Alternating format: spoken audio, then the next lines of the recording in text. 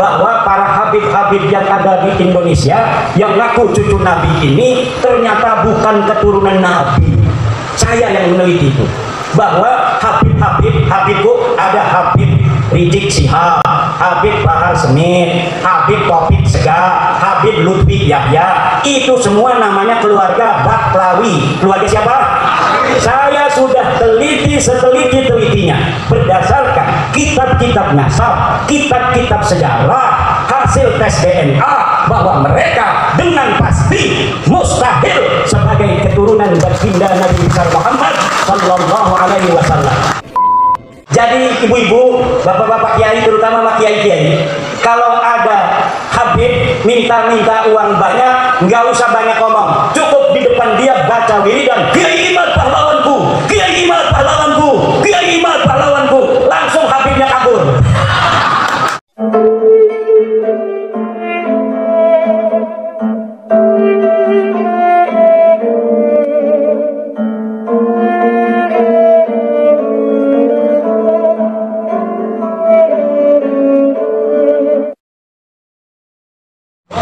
Di Indonesia ada orang ngaku cucu Nabi, dalam tubuhku mengalir darah Rasulullah.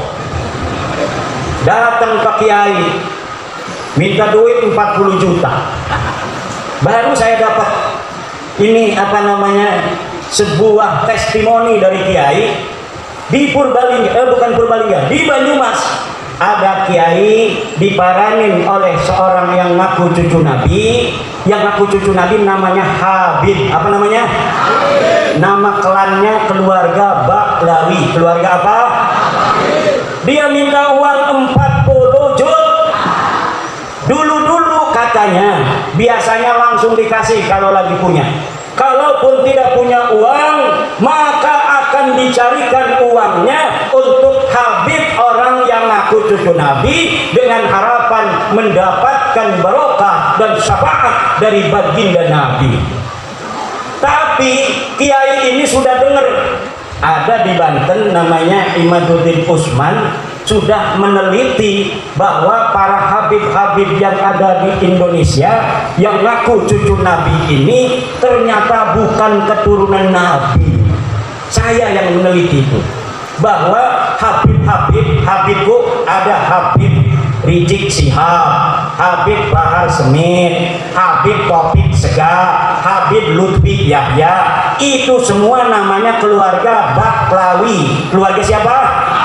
Saya sudah seteliti-telitinya berdasarkan kitab-kitab nasab, kitab-kitab sejarah, hasil tes DNA, bahwa mereka dengan pasti mustahil sebagai keturunan baginda Nabi besar Muhammad sallallahu alaihi wasallam. Tidak terima, silahkan undang saya untuk berdebat. Kalau tidak terima, mana ente punya dalil?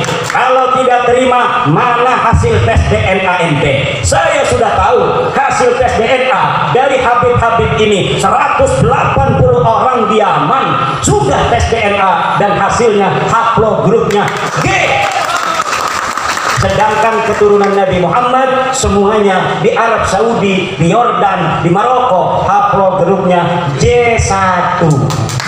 Kalau ada orang yang mengaku keturunan baginda Nabi besar Muhammad hari ini dari jalur laki-laki semua sampai baginda Nabi sampai Sayyidina Husain, maka haplogrupnya harus J1. Sedangkan keluarga Habib Rizik, keluarga Habib Bahar, keluarga Habib Taufik Sega, keluarga Habib Lutfi Yahya, semuanya sudah tes DNA dan bukan keturunan baginda Nabi besar Muhammad sallallahu alaihi wasallam.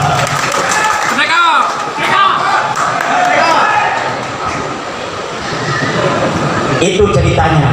Kembali kepada Kiai Banyumas tadi tuh, karena dia sering mendengarin saya, ketika si Habib ini minta uang 40 juta, dia acting pura-pura jadeb.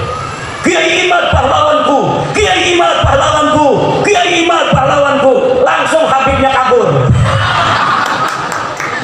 Jadi ibu-ibu, bapak-bapak kiai, terutama pak kiai-kiai, kalau ada Habib minta uang banyak, nggak usah banyak ngomong, cukup di depan dia baca wiridan, Kiai Imad pahlawanku, Kiai Imad pahlawanku, Kiai Imad pahlawanku, insya Allah setannya hilang semua. Lah kita nyari-nyari duit, gelap duit 40 juta berarti Bu ya, nggih. Megawe ning Tangerang gajinya 4 juta. Berarti 40 juta ya kita megawe ning pabrik 4 bulan, 10 bulan nggih. Lah dia datang hanya dengan menjual baginda Nabi, dia pengen dapat duit 40 juta. Nah,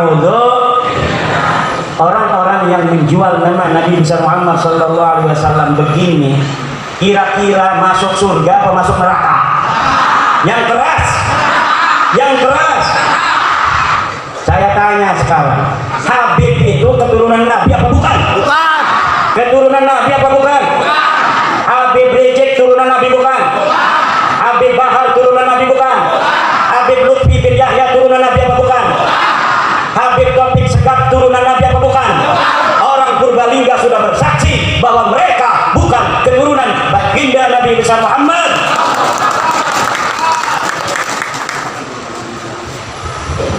Ibunda Khadijah Al-Kubra akan tersenyum kepada orang-orang Purbalingga. Amin. Sayyidatuna Fatimah Az-Zahra akan berbahagia kepada orang Purbalingga.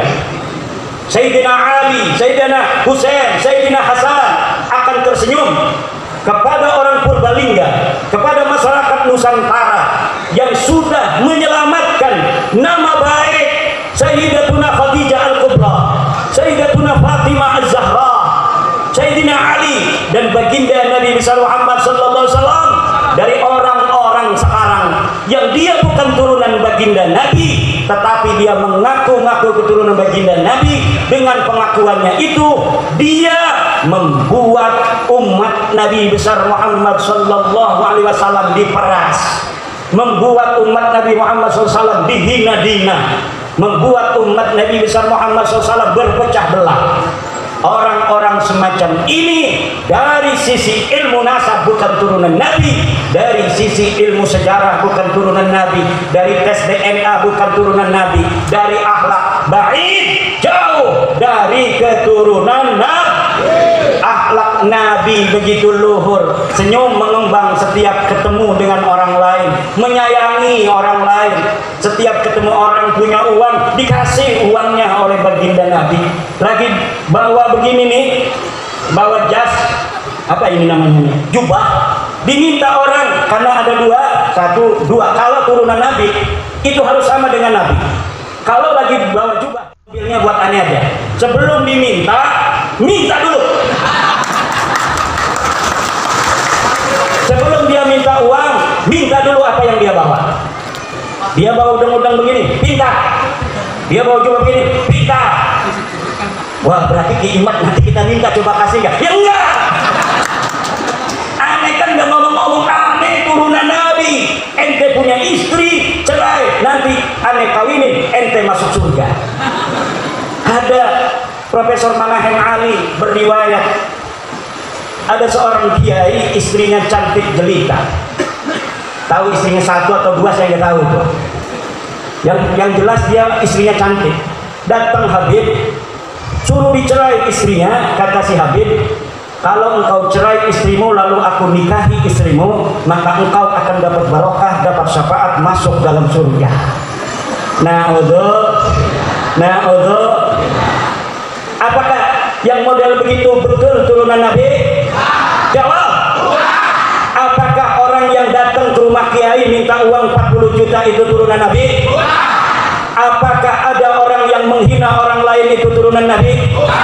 Orang yang mulutnya selalu mencaci maki Presiden Indonesia dengan alasan-alasan PKI, alasan antek asing, ijazah palsu. Apakah orang semacam itu pantas jadi cucu Nabi apa tidak?